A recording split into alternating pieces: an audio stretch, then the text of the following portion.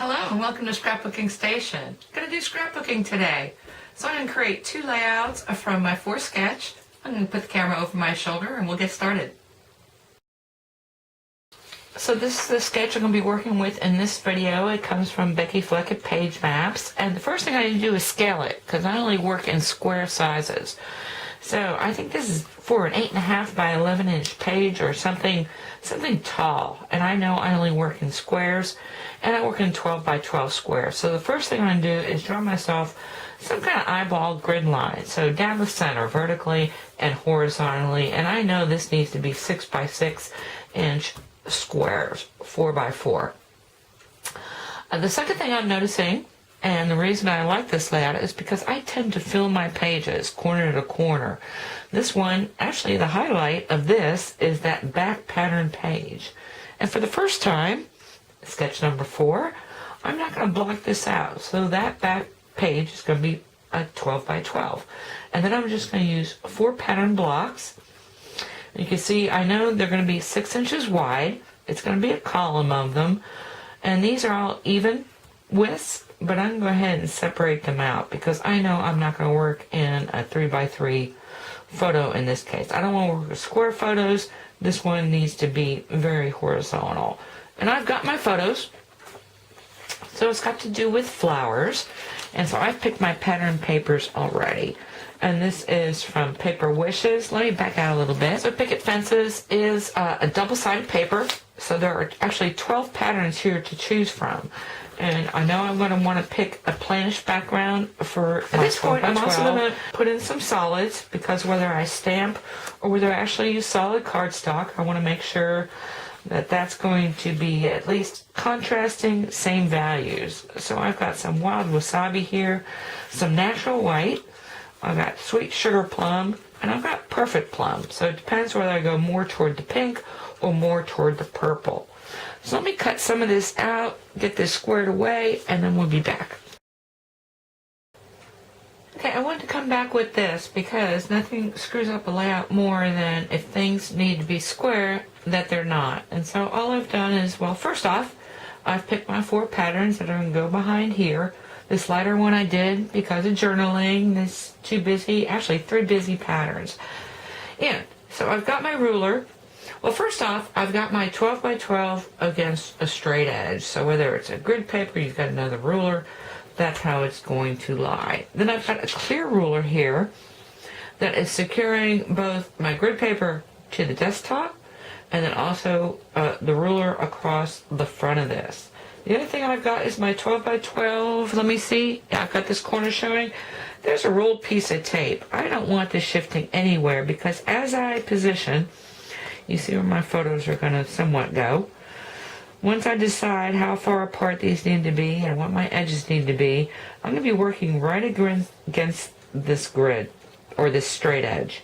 And so when I glue down my panels, and I'll show you a photo when that's done, they're going to be right up against there. And you may as well be thinking about your companion page. And so this one is going a little bit darker because I'm going to show my outdoor flowers. These are flowers that are received indoor, and I think that's going to be the title, Indoor and Out. And now I'm going to have mums over here. So I've already cut at the same time, may as well, those patterns. And so let me piece this all together.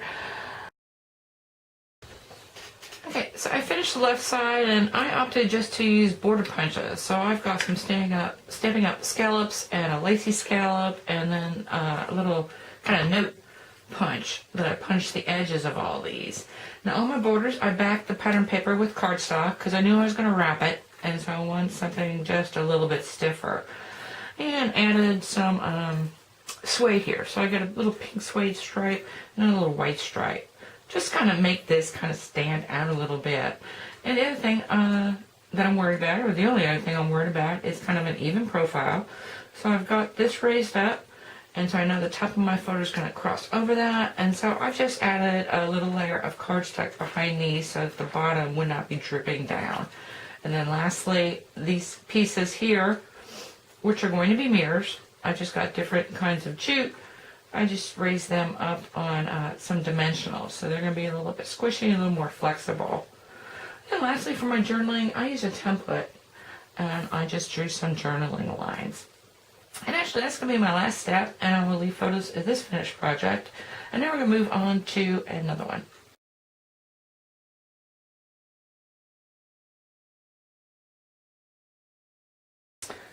Okay, this is the second project, and the second layout, I want to stay true to the design, but I want to kind of move away from all those patterns. That was pretty busy.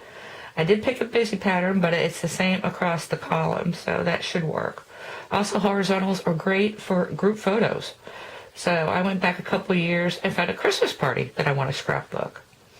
Then, instead of journaling in the middle, to kind of break this up, I'm going to embellish a little bit, and these are just some Prima flowers that I've clipped the edges to make them look a little bit more like poinsettias, ink them, and then Mod Podge all over and let that set. Now, let me move some of these out of the way, because what I want to show you now is the only other thing, I only have a color anyway that I want to add to this layout is gold. And what I've done here is that my base cardstock, this 12 by 12, is broken apart. And typically I would actually gut just to save on pattern paper, because now I've got a big chunk of this. This is textured Riding Hood Red, I believe, or Cherry Cobbler. But what I want to do, and why I gutted this one, is that I want to dry emboss with some poinsettias, probably a section in here, and then maybe a section coming up this way, and gold emboss the top of it. So to get it through my big shot and be able to do that, it had to be broken up, and so that's where I'm going. So let me go do that. I'll bring these pieces back, and then we'll start layering up the page.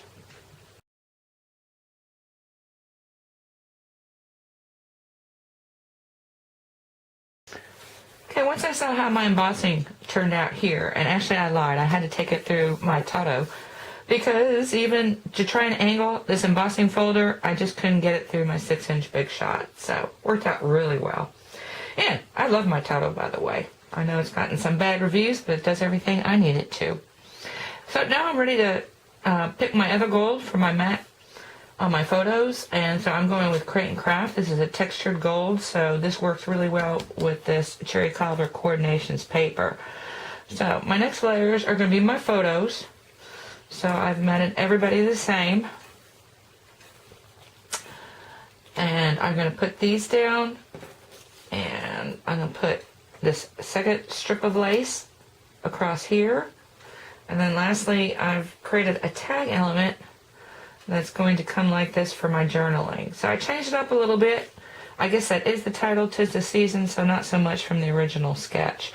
And then lastly, once this glitter glue sets, I'm going to put these across here. Anyway, that's how this is all going to play out. I'm going to let that set before I can put it totally together. Good time to go around the horn. So Cherry Cobbler Coordinations from Stampin' Up. I think it's called Petals of Plenty embossing folder, also from Stampin' Up. I've got some Cherry Cobbler embossing powder from Stampin' Up. The grain is just some copy paper. This pattern paper comes from Hunky Dory magazine, and the Crate & Craft textured gold I talked about. Oh, I used a couple die cuts, or cutting dies. This is 2 lacy frames from Paper Wishes, and then lastly is this tag that came from issue 40 of the Tattered Lace subscription. So tags are always handy. Anyway, 2 very different looks from the same layout, and I actually was very pleased with both of them. Hope you took something you can use in your own scrapbooking. Thank you for watching.